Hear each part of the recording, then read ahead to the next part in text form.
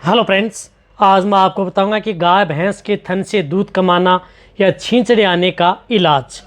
उसके अंदर मैं आपको ये भी बताऊंगा कि किस तरह का आप उसमें घरेलू नुस्खा भी आप अपना सकते हैं और उनके साथ आप कौन सी दवा का उपयोग करके आप अपने पशुओं में जो इस तरह की दिक्कत है, दूध से कम आ रहा है, साथ में छींचड़े भी आ रहे हैं, तो इसके लिए आपको क्या देना चाहिए, इसके ऊपर आपको आज डिटेल से बताया जाएगा।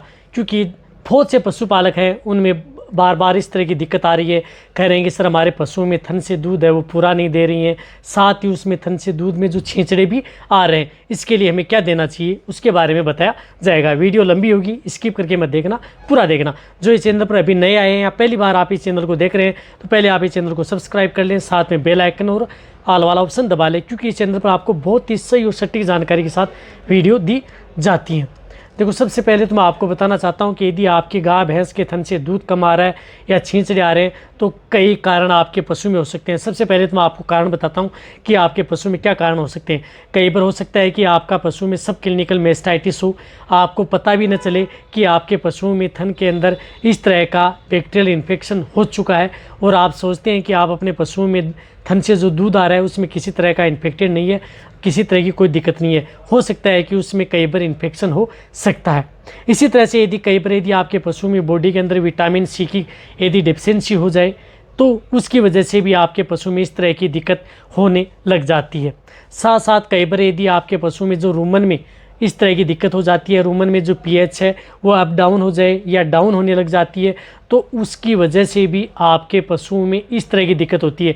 यानी रूमन की वजह से भी आपके पशुओं में जो दूध में की मात्रा कम है या छींचड़े हैं, इस तरह की दिक्कत भी कई बार देखने को मिल जाती है।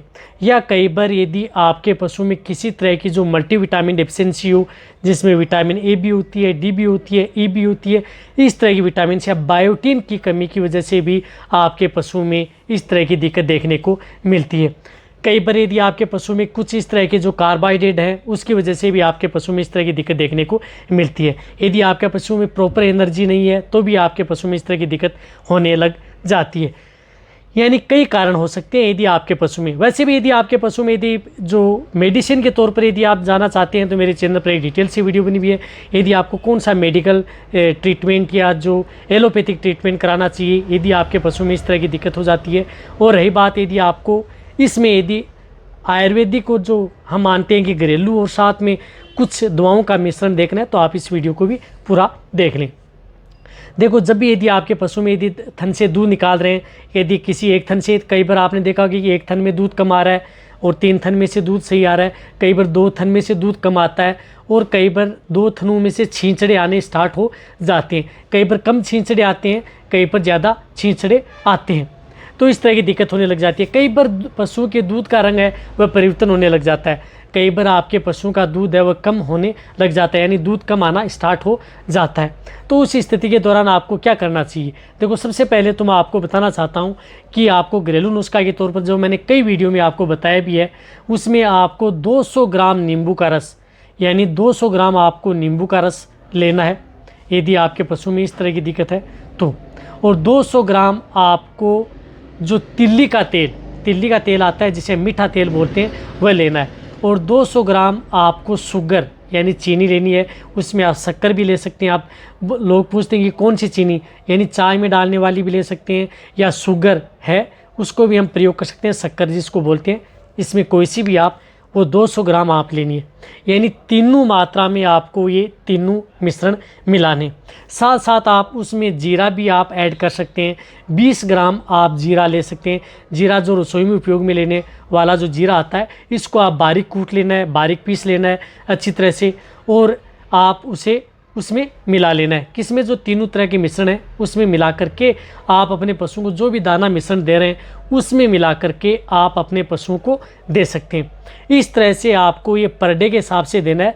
200 ग्राम ये और 20 ग्राम जीरा, ये सब मिक्स करके आप अपने पशुओं को पर डे के हिसाब से लगातार 5 से 6 दिन कंटिन्यूटी देना है। देखो, इसके अंदर नींबू होता है जो विटामिन सी का स्रोत होता है, जो आपके पशु में किसी भी तरह की थन से संबंधित कोई दिक्कत है या इम्यूनिटी डाउन है या किसी भी तरह की अंदर कोई दिक्कत यदि आपके पशुओं में हो गई है या थन से संबंधित किसी तरह का इन्फेक्शन हो गया है तो उसको कंट्रोल करने का काम करता है। इसी तरह से इसके अंदर जो तेल आता है जो भी बहुत ही ज़्यादा ज़रूरी होता है, और साथ में हम जो शक्कर चीनी मिलाते हैं जो एक तरह की कार्बोहाइड्रेट का काम करती है। इसलिए जो तीनों मिश्रण है ये देंगे तो आपके पशुओं में, यदि दूध, जिन पशुओं का दूध की मात्रा कम होती है उसे भी देंगे तो आपके पशुओं की दूध की मात्रा को आप बढ़ा पाएंगे। ये आप कर सकते हैं। रही बात यदि आप प्रेग्नेंट पशु है तो उनको भी दे सकते हैं। जो दूध देने वाली पशु है, प्रेग्नेंट नहीं है, उनको भी आप दे सकते हैं, उनके लिए भी सेफ है। लेकिन लगातार 5 दिन तक आप इसका प्रयोग करें, अच्छा रिजल्ट लेना है तो। साथ साथ आपको देना है सोडियम बाइकार्बोनेट यानी मीठा सोडा। आपको 50 ग्राम जो ये मीठा सोडा है आपको पर डे के हिसाब से लगातार 10 दिन आपको ये मीठा सोडा देना है। जिन पशुओं का अच्छा बॉडी वेट है, जो ज़्यादा दूध देने वाली गाय भैंस हैं, उन्हें आप 50 ग्राम सुबह और 50 ग्राम शाम को लगातार आप उसे 10 दिन दे सकते हैं। और कम दूध देने वाली है, उनमें इस तरह की दिक्कत हो जाती है तो उन्हें 50 ग्राम आप पर डे के हिसाब से 10 दिन तक कंटिन्यू दे सकते हैं। ये क्या करता है कि यदि आपके पशु में किसी भी तरह की रूमन की जो पीएच है यदि अप डाउन हो गई है तो उसको कंट्रोल करने का काम करता है, तो इसका भी बहुत ही बड़ा रोल होता है। इसलिए आप जिसे हम सोडियम बाइकार्बोनेट या मीठा सोडा बोलते हैं, ये आप प्रयोग कर सकते हैं। ये किसी भी आप मेडिकल स्टोर से ला करके आप देंगे तो उसमें आपको अच्छा रिजल्ट देखने को मिलेगा। रही बात जो मीठा सोडा, यदि आपका पशु प्रेग्नेंट है तो भी आप उसमें यदि इस तरह की दिक्कत हो जाती है तो भी आप दे सकते हैं। साथ साथ मैं आपको कुछ इस तरह की जो मल्टीविटामिन बता रहा हूँ उसका भी आप साथ में करें। जिस प्रकार से ये आती है वेरबेकी अड्रीस्ट्रोंग एच, ये आप इसका प्रयोग कर सकते हैं। ये 20 ml आपको सुबह देनी है और 20 ml आपको शाम।